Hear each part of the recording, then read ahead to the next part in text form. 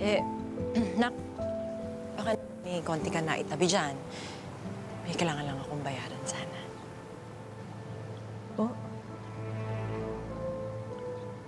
Ang sabi ko, pahingi ako ng pera. Nay, di ba? Pinalayas niyo po ako. Akala ko po ba ayaw niyo na po sa akin? Hoy! Baka nakakalimutan mo, ha?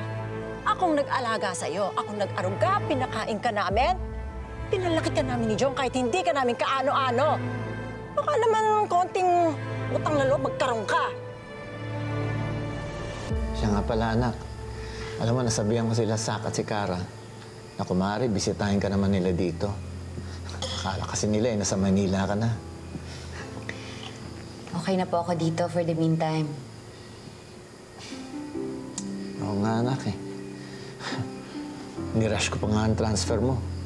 Teka, bakit ba nagbagong isip mo? Akala ko, you really wanted to get back home already. Nasanay na po ako dito eh. Thanks to Hope. This villa feels like home too. O ano? Hoy! Hindi ka makasagot. Kasi po, wala pa po akong sweldo. Oh, sinasabi mo sa akin, wala kang pera. Ano sa tingin mo? Maloloko mo ko na wala kang ipon? Ha? Ano ba to si Hope? Parati mo nababanggit sa akin. At gustong-gusto mo pakilala sa akin. What's with her? I don't know. Basta, naaalala ko si Bianca sa kanya. Paano? Kahit hindi ako nakakakita, naririnig ko si Bianca sa kanya.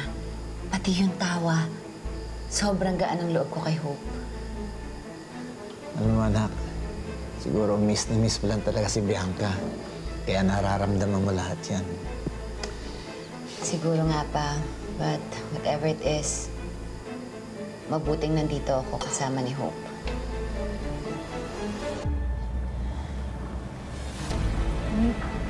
Hindi po ba doon na lang po tayo mag-usap sa loob? Kasi baka makita po ako ng manager ko eh. Ay! Wala akong pakialam. Hoy, ikaw na babae ka, ha? Ang dami-dami sinakripisyo ni Jong para sa'yo.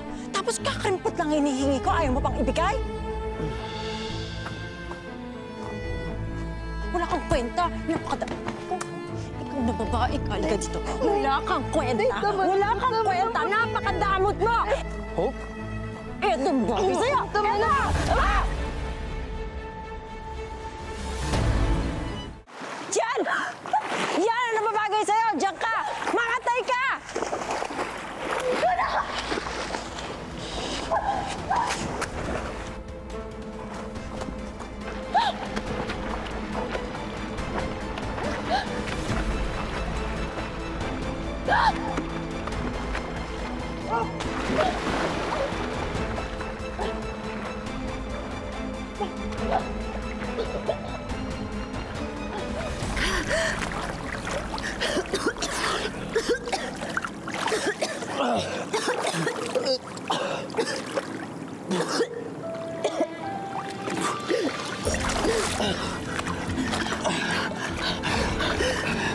Okay ka lang.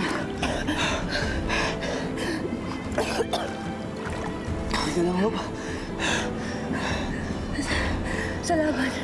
Salamat, Ralph.